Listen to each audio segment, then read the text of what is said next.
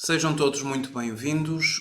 Neste vídeo vamos começar por abordar o programa de gestão do pessoal e as fichas dos trabalhadores, a importância que as fichas dos trabalhadores têm para a execução do processamento de salários, bem como a permanente atualização a que as mesmas deverão estar sujeitas. Deste modo, vamos entrar na aplicação de gestão do pessoal. Vamos então clicar duas vezes no ícone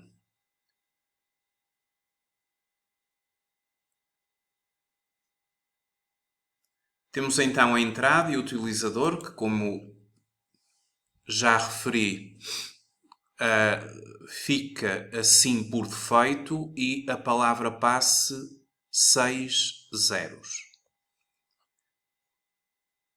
Entrar. E vamos então entrar no programa de gestão de pessoal.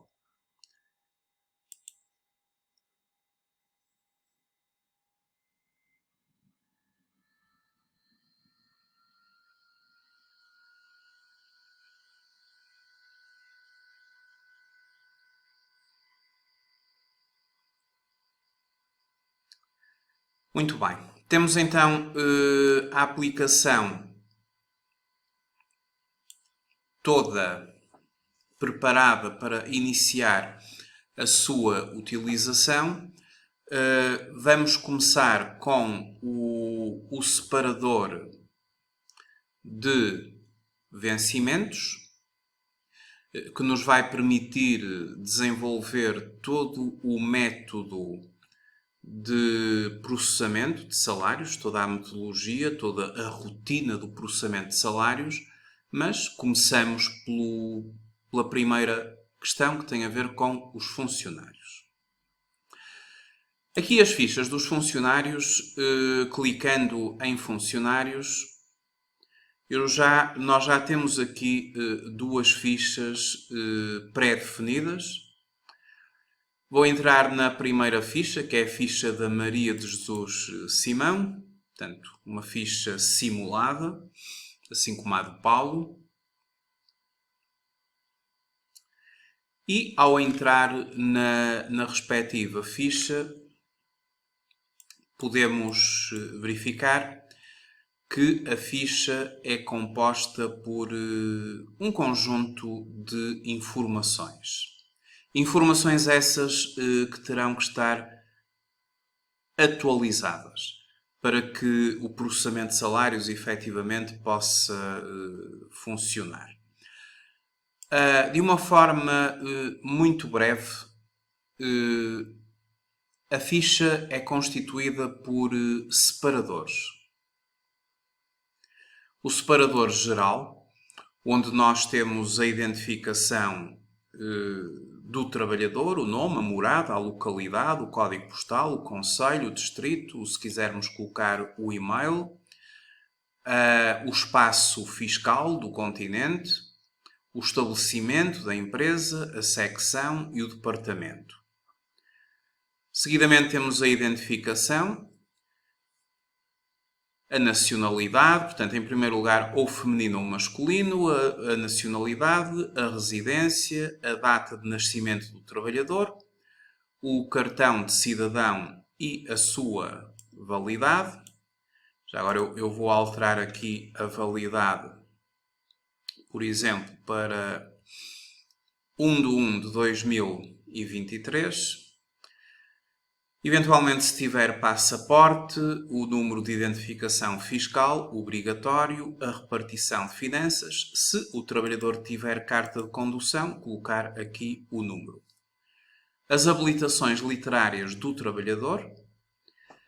E vamos então clicar aqui nas habilitações literárias e vão ver uma tabela de todas as habilitações literárias e respectivos códigos que estão em vigor.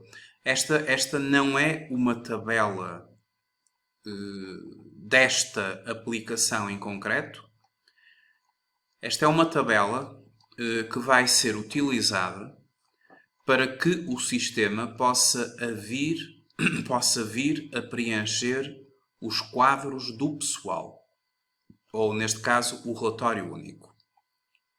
É que a empresa, ela todos os anos é obrigada à entrega do relatório único. O relatório único é uma obrigação que decorre da ACT, da Autoridade para as Condições no Trabalho, e é através do site Relatório Único que o mesmo depois será entregue. Este ano, o prazo para o relatório único, conforme está aqui no site, foi prorrogado. De qualquer forma, informamos que o prazo para a entrega do relatório único foi prorrogado até 31 de outubro de 2020.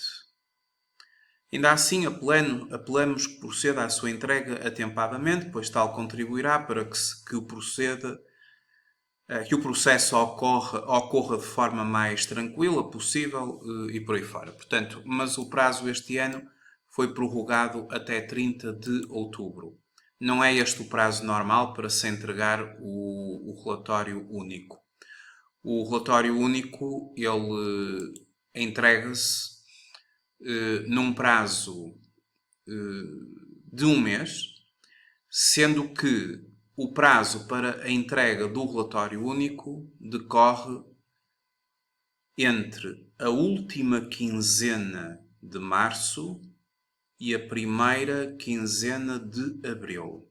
Portanto, é um mês para se entregar o relatório único e a última quinzena de março e a primeira quinzena de abril é o prazo para a entrega deste relatório único.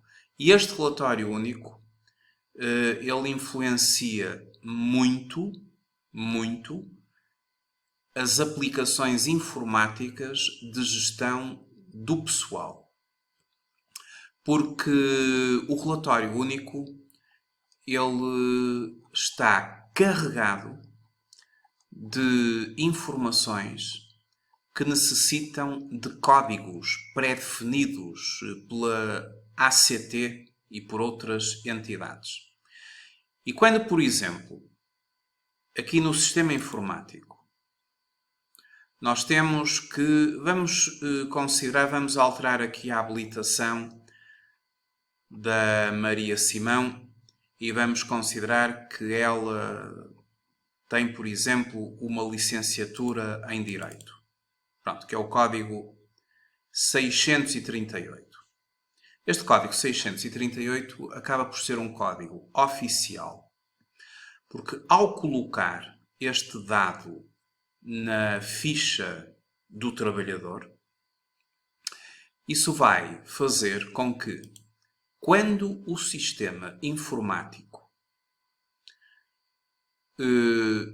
elaborar o anexo A do relatório único, que é o quadro do pessoal, na coluna habilitação literária, que é a coluna 11, onde cabem 3 dígitos, virá lá para esta trabalhadora o código 638, apenas 638.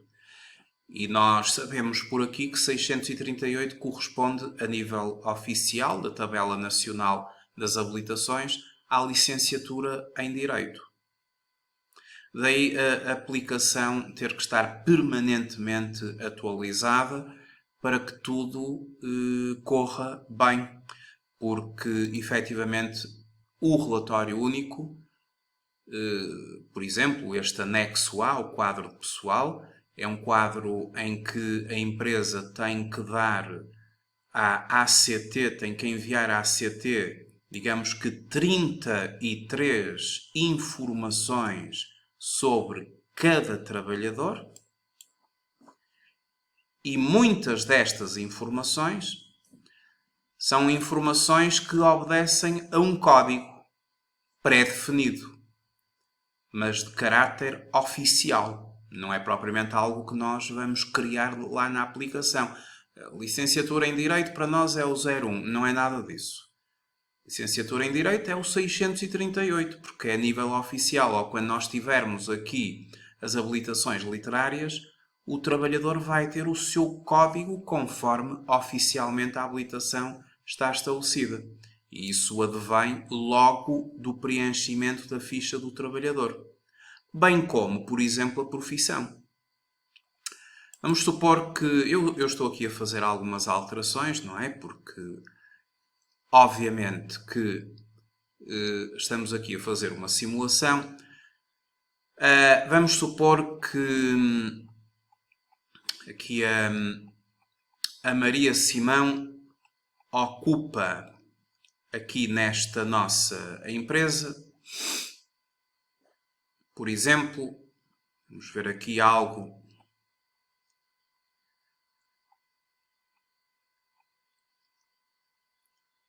Ela é, por exemplo, diretora de recursos humanos. Muito bem. Código 1212. Ao ser diretora de recursos humanos, quando nós por aqui pela ficha obtemos esta informação, estamos a olhar para a ficha, estamos a visualizar a ficha e estamos a ver todas estas informações, sabemos que é licenciada em Direito e que tem como cargo na empresa a profissão de diretora de recursos humanos, que é o código 1212. O que é que vai acontecer? Vai acontecer que quando o sistema informático produzir o relatório único, aqui no anexo A, quadro do pessoal, na área habilitação literária já lá temos o código 638. E depois na profissão, coluna 13, vamos ter simplesmente o código 1212, que identifica como sendo diretor de recursos humanos, mas não virá escrito diretor de recursos humanos. Não, vem o código da profissão em si.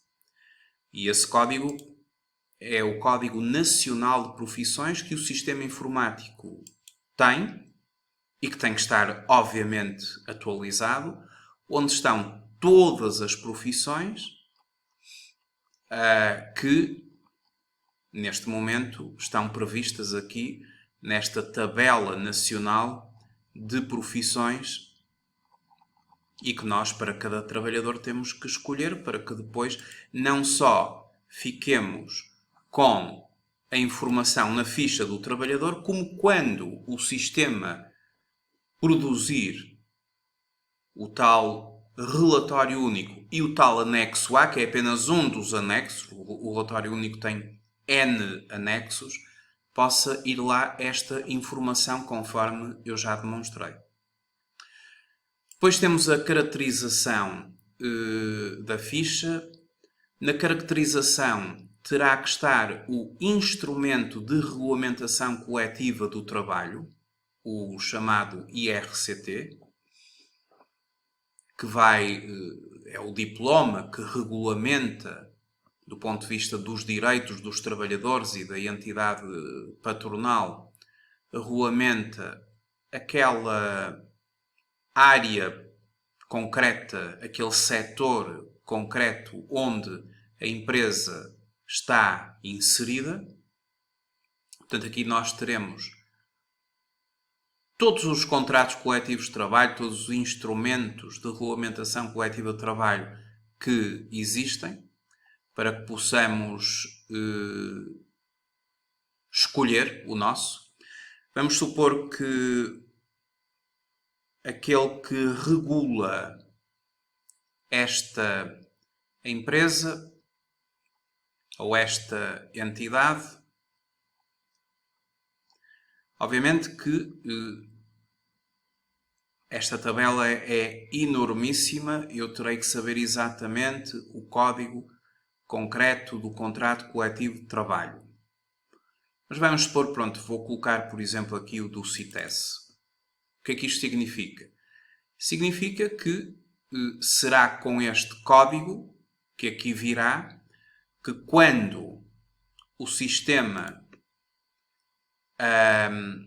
colocar na coluna 14 qual o instrumento de regulamentação coletiva de trabalho, o IRCT vai colocar o número que está ali colocado na respectiva ficha do trabalhador.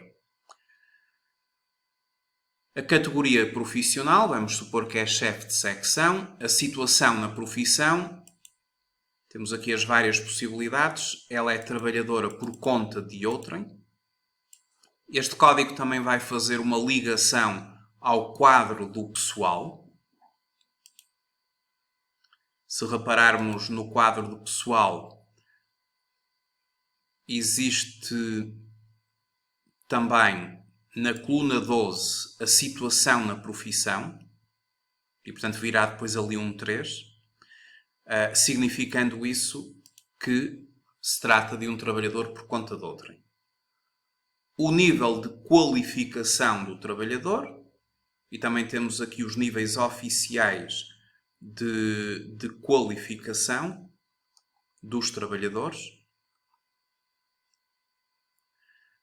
Ela é um quadro superior, por exemplo, uma vez que é diretora de recursos humanos. Isso significa que quando a aplicação produzir este quadro, na coluna 17, nível de qualificação, virá lá o código que nós agora associamos à ficha do trabalhador. O regime de duração do trabalho a tempo completo, o horário semanal, 40 horas por semana, a duração e organização do tempo de trabalho, a divisão da conta de custos, portanto, os escritórios, e, portanto, isto é a caracterização. Depois temos o vínculo. O vínculo está relacionado com o contrato de trabalho. Ela entrou para esta empresa no dia 1/4/1991. Temos aqui o motivo de entrada. Normalmente, por defeito, uma vez que há aqui situações concretas. E tratam-se de situações que estão devidamente oficializadas. E também tem a ver com o relatório único. Outro motivo, por defeito, é o mais comum, a não ser que, concretamente, o motivo da admissão tenha sido alguma destas razões. O tipo de contrato, um contrato de trabalho sem termo, que tem aqui o código 1000 e temos aqui todas as tipologias contratuais que estão contempladas. Este código 1000 também tem o seu reflexo aqui no anexo A, quadro do pessoal. Porque quando a entidade emitir aqui o relatório único, na coluna 9, tipo de contrato, virá lá o respectivo código. Temos aqui a data da última promoção, vamos colocar aqui um bocadinho mais atualizado, vamos supor que foi 2017, a última, depois a razão da promoção, ou por antiguidade, ou por mérito, ou por outras, portanto está aqui por mérito, e eventualmente se alguma vez o trabalhador for demitido, nós temos aqui a possibilidade de fazer a simulação dos valores a pagar na cessação do contrato de trabalho.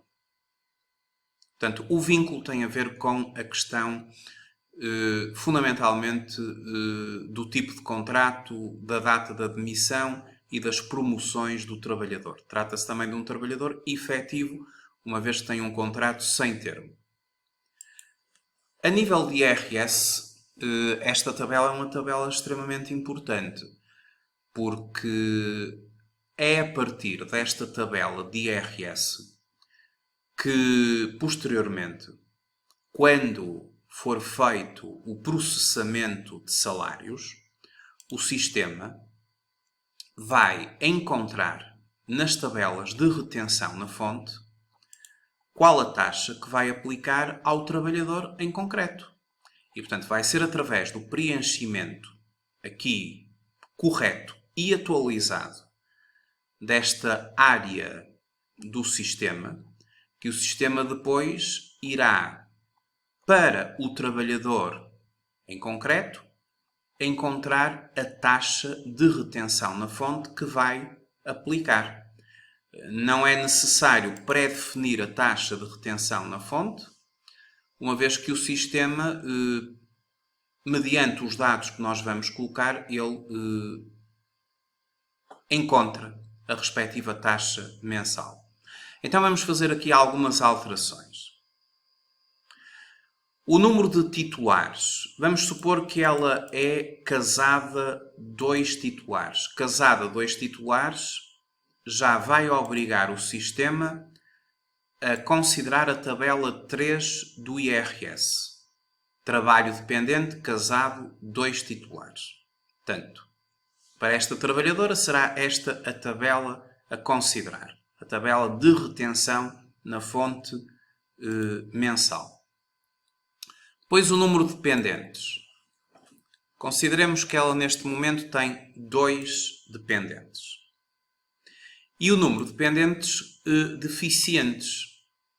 Isto porque se um trabalhador declarar à sua entidade patronal e comprovadamente declarar que tem a seu cargo um dependente deficiente, e o grau de deficiência terá que ser comprovado, e com uma incapacidade permanente superior ou igual a 60%, isso significa que automaticamente o sistema, por equivalência, vai ter que considerar para este trabalhador como se ele tivesse 5 dependentes.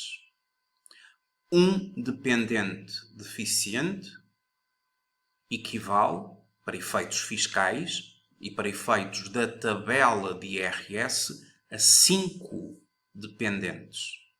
Pelo que, se eu colocasse aqui, portanto, tem um total de 2 dependentes. Um deles possui um grau de deficiência permanente com uma incapacidade superior ou igual a 60%. Automaticamente, aqui a Maria, quando o sistema procura as taxas de IRS, tem que ir sempre à coluna 5 ou mais. Bastará um dependente deficiente para que automaticamente seja procurada na coluna 5 ou mais. Vamos deixar ficar então assim, para efeitos de simulação. Seguidamente, é questionado o grau de deficiência, mas aqui o grau de deficiência, quando se questiona aqui o grau de deficiência, é do próprio trabalhador. Porque se o trabalhador tiver um grau de deficiência que seja superior a 60%, qual a consequência que isso trará? Eu aqui vou colocar não aplicável, mas se eu colocasse aqui 60% ou mais, automaticamente o sistema informático já não podia utilizar a tabela 3, porque a tabela 3 é utilizada quando o trabalhador não tem um grau de deficiência, ou pelo menos na percentagem exigida, que é superior ou igual a 60%. Mas ao colocar que o trabalhador tem esse grau de eficiência, o sistema já é obrigado ou a utilizar a tabela 4 para encontrar a taxa de IRS, se o trabalhador for não casado deficiente, ou a tabela 5, se o trabalhador for casado único titular deficiente. Único titular significa que ele é o único a oferir rendimentos, ou os seus rendimentos são acima de 90% do total do agregado familiar do outro. Ou a tabela 4, casado 2 titulares, deficiente. Mas isto é para quando é o próprio trabalhador com grau de deficiência. E temos aqui taxas menores e temos um nível superior a partir do qual começa a fazer descontos. Um trabalhador casado, 2 titulares deficientes, só começa a pagar IRS a partir de 1.414 euros por mês. E depois 1.3 se não tiver dependentes e daqui para a frente. Já quando é casado 2 titulares, mas não tem grau de deficiência, vamos utilizar a tabela 3.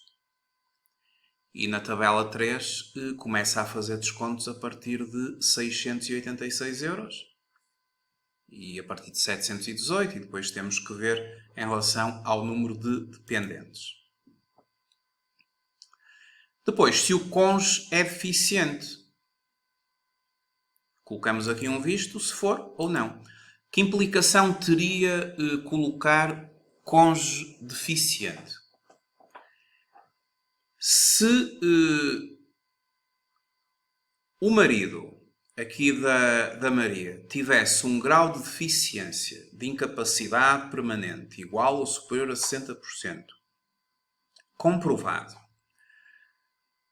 se ele não tivesse rendimentos do trabalho dependente nem de pensões,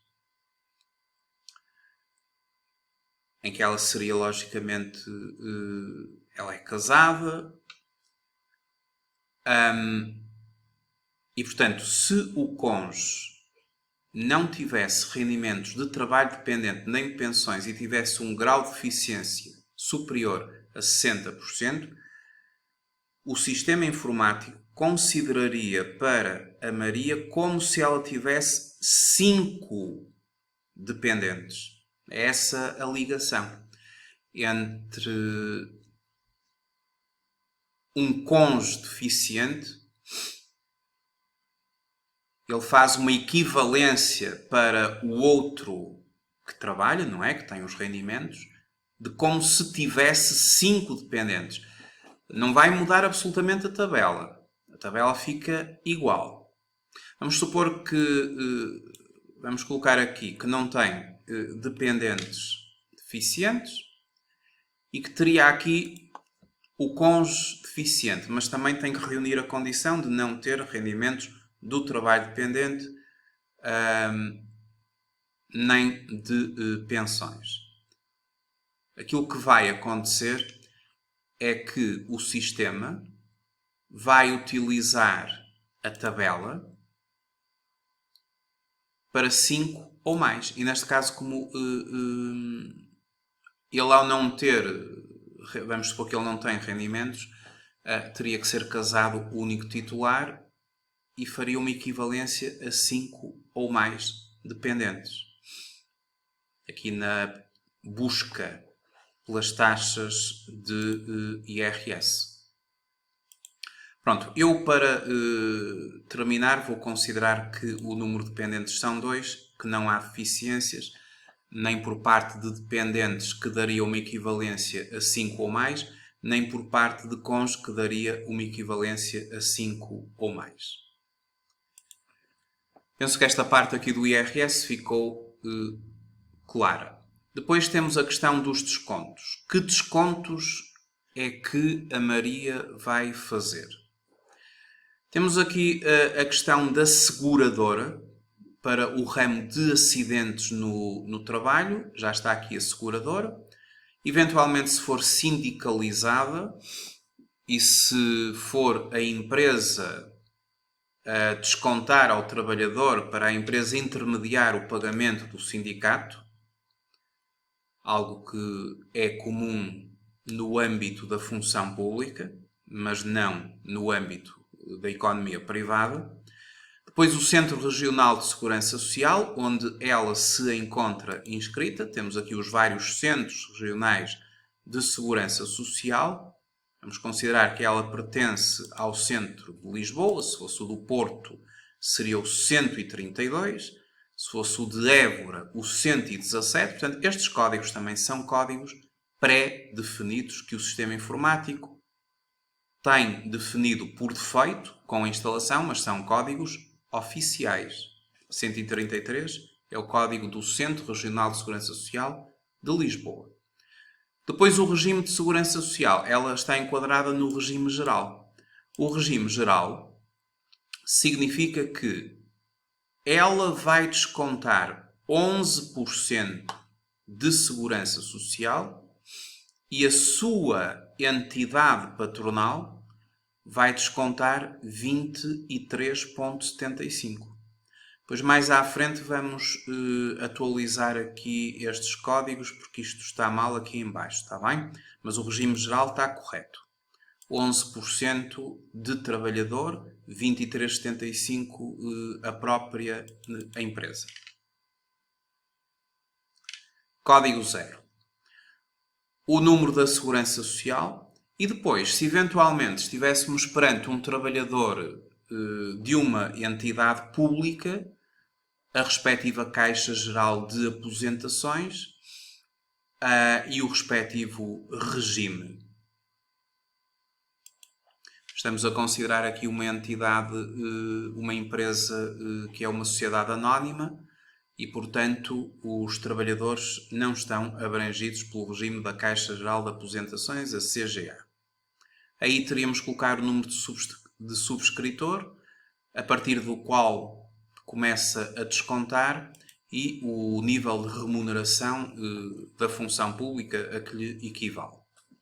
Se a trabalhadora tivesse um vínculo depois ou em outubro de 2013, todos os trabalhadores admitidos em outubro de 2013 e daí para a frente, esses trabalhadores, a nível de descontos, eles estão abrangidos pelo Fundo de Compensação do Trabalho, em que mensalmente a própria entidade patronal tem que fazer um desconto de 0,075 e 0,925, que forma 1%, os dois juntos, sobre o vencimento e a diuturnidade do trabalhador.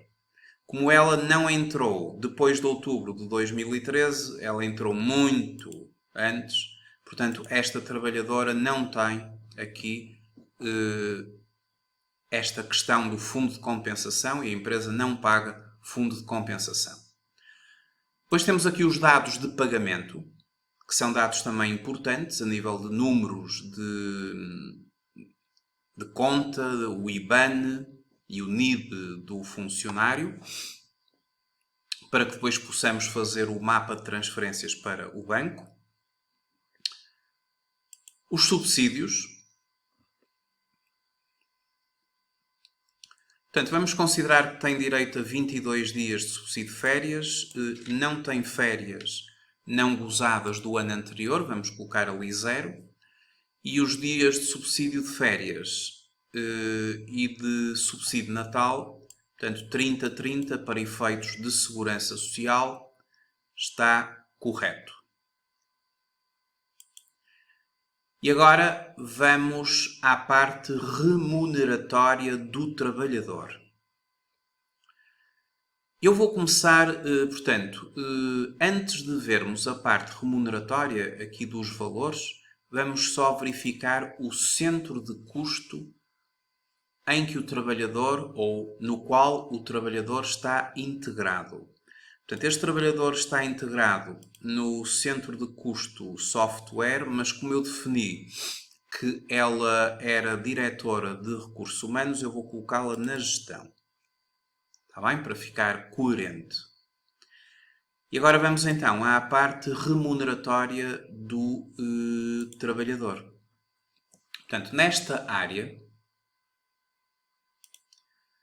ele está-me agora a fazer aqui uma data de questões para eu atualizar.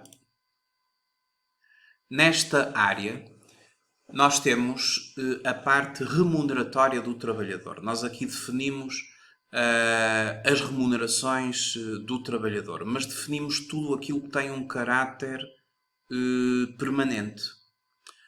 Ou seja, aquilo que se vai repetindo mês após mês.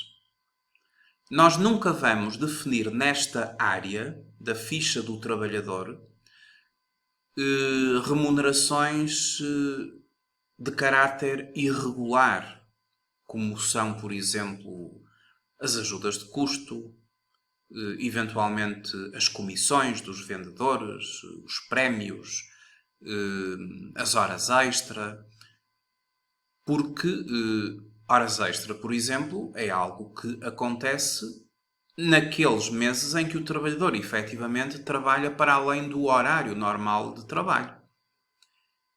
E não é todos os meses que isso acontece, ou há variações mês após mês. E como há variações mês após mês, nós aqui só vamos assumir aquilo que não varia mês após mês. Pode ser atualizado quando há um aumento de vencimento e nós até vamos atualizar aqui. Mas tem um caráter de repetição, processamento após processamento. Eu sei que vou contar com isto. Já comissões, horas extra, quilómetros de utilização de viatura própria, ajudas de custo e por aí fora, não vamos definir por aqui. Vamos depois, mês a mês, quando estivermos a fazer o processamento de salários, introduzir as alterações daquele mês em concreto. Então, vamos colocar aqui um vencimento, por exemplo, vamos fazer aqui umas atualizações. Ela tem um vencimento de 1.400 euros. Passamos para a linha seguinte e automaticamente o sistema atualiza o valor unitário. O valor unitário é pegarmos nos 1.400 e dividirmos por 30. O que dá 46,67. Tem aqui 4 casas decimais para que depois tudo seja mais preciso. Este é o valor ao dia. Depois o subsídio de alimentação. Enquanto que o vencimento é na base dos 30 dias, o subsídio de alimentação é na base dos dias de trabalho efetivo do mês, em concreto. Vamos deixar ficar aqui por defeito 22, mas depois isto, mês a mês, pode vir a ser alterado, porque pode haver diferenças dos dias efetivos de trabalho num mês. Basta haver um feriado ou até faltas do trabalhador e isto altera. Vamos considerar que o subsídio de alimentação dela é de, por exemplo, 100 ou 104,99. Vamos passar para a linha seguinte e automaticamente ele atualiza para 4,77. E por acaso, eu fiz de propósito porque 4,77€ para 2020 é o limite do subsídio de alimentação, é o valor estabelecido do subsídio de alimentação e também funciona como limite até ao qual não há desconto nem de IRS nem de Segurança Social. Porque se eu colocasse um subsídio de alimentação superior, imaginem 5€, 5€ menos 4,77 vezes 22 dias, ou seja, acima de 4,77, iria descontar IRS e Segurança Social. Depois temos o subsídio de férias, que eu vou colocar igual ao vencimento. E o subsídio Natal, que eu também vou colocar igual ao vencimento. Se a Maria tivesse outro tipo de remuneração com um caráter permanente e que se repete mês após mês, como um abono para falhas, por exemplo, se ela tivesse funções relativas à caixa, diuturnidades, por exemplo, se ela tivesse direito pela sua antiguidade a diuturnidades, e por acaso até vamos aqui acrescentar umas diuturnidades. Ela já é muito antiga aqui nesta empresa e vamos considerar que pelo instrumento de regulamentação coletiva do trabalho que regulamenta o setor de atividade desta empresa, a Maria tem direito aqui a umas diuturnidades, que é um valor que visa a premiar, entre aspas, a antiguidade do valor do trabalhador ao serviço da empresa. Diuturnidade está relacionado com a antiguidade.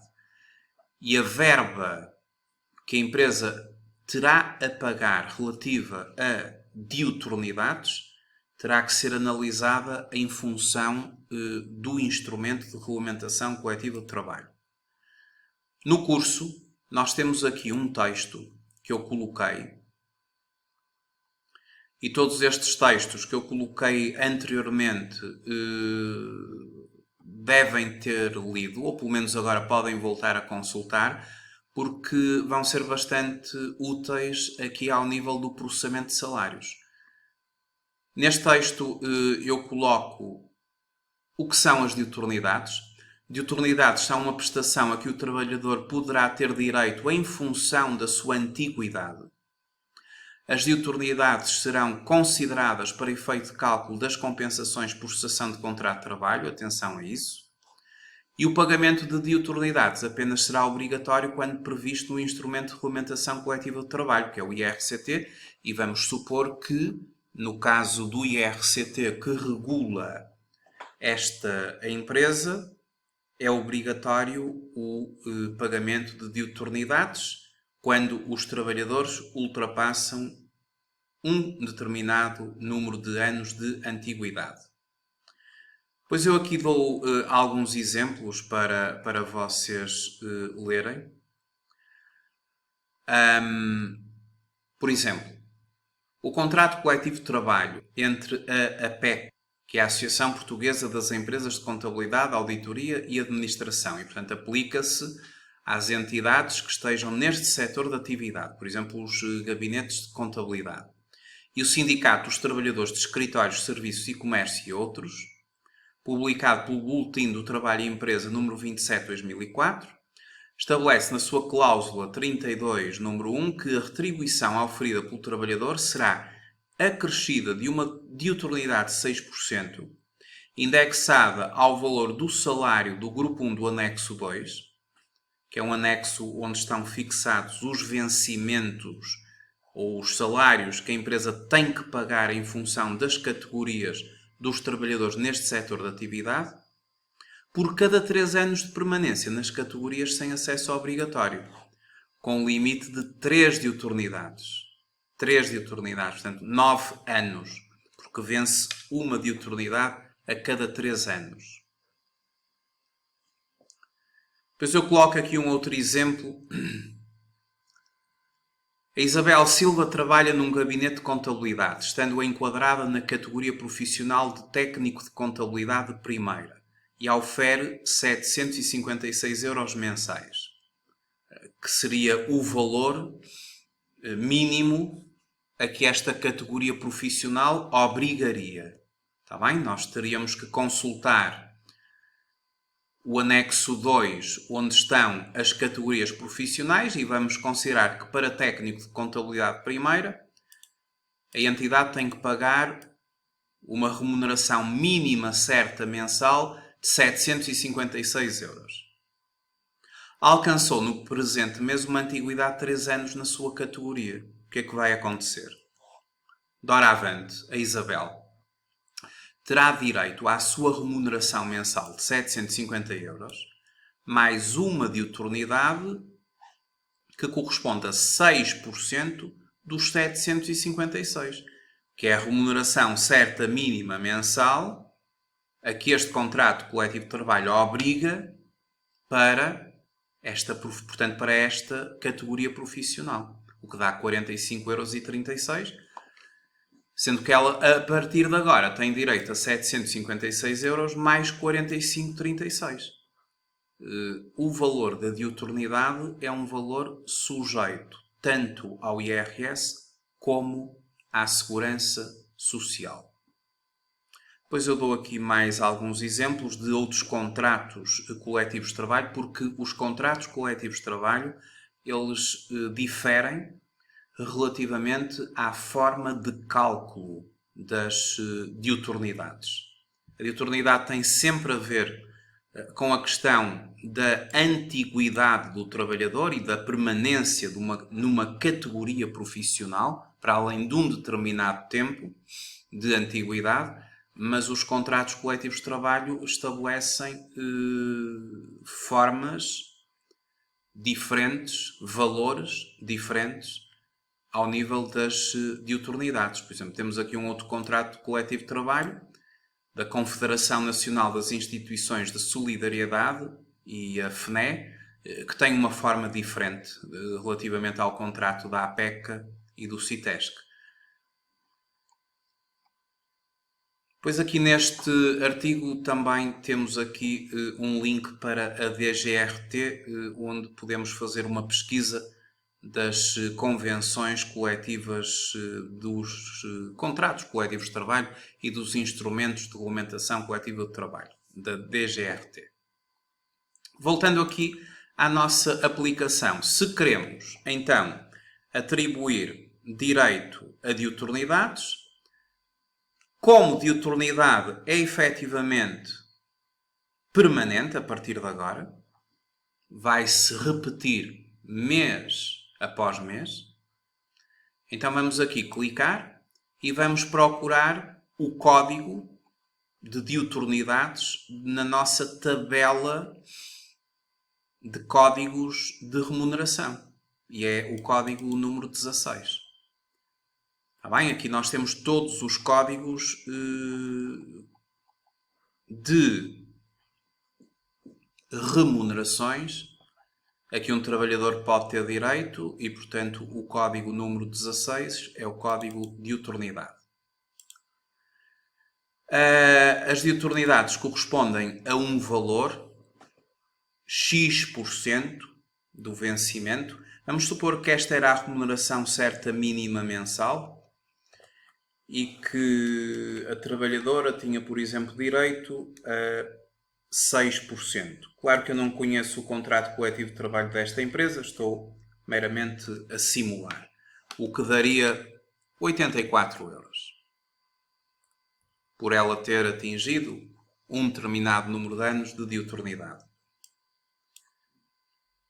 Trata-se meramente de uma simulação e, portanto, eu para fazer tudo isto de forma correta, eu tenho que ter comigo o instrumento de regulamentação coletiva do trabalho que regula o setor empresarial no qual esta empresa está enquadrada. E por isso eu tenho que saber qual o CAE, a classificação de atividade económica da empresa, e depois pesquisar o instrumento de regulamentação coletiva do trabalho.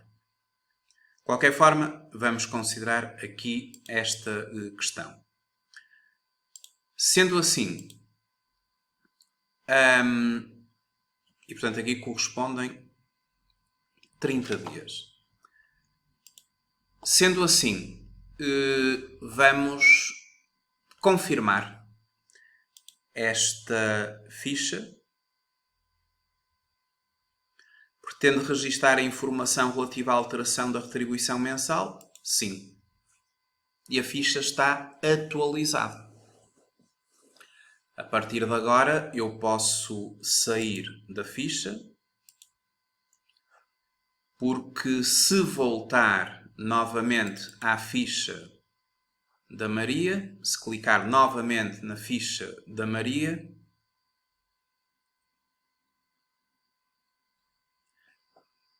ela está devidamente atualizada com tudo o que nós fizemos, como podem ver, incluindo os novos valores a que a Maria tem direito. Uma ficha, como vos referi, ela tem que estar permanentemente atualizada, porque há muitas consequências derivadas disto, não é? Portanto, taxas de IRS, a empresa, e para concluir, a empresa tem que ter como medida do seu controlo interno, na área do pessoal, medida instituída, de ter permanentemente as fichas dos seus trabalhadores devidamente atualizadas, dentro destes parâmetros que eu acabei agora de explicar. Bom, fizemos então uma primeira abordagem à aplicação de gestão de pessoal e à importância da atualização das fichas dos trabalhadores. Muito obrigado por terem visualizado este vídeo e até ao próximo vídeo. Muito obrigado.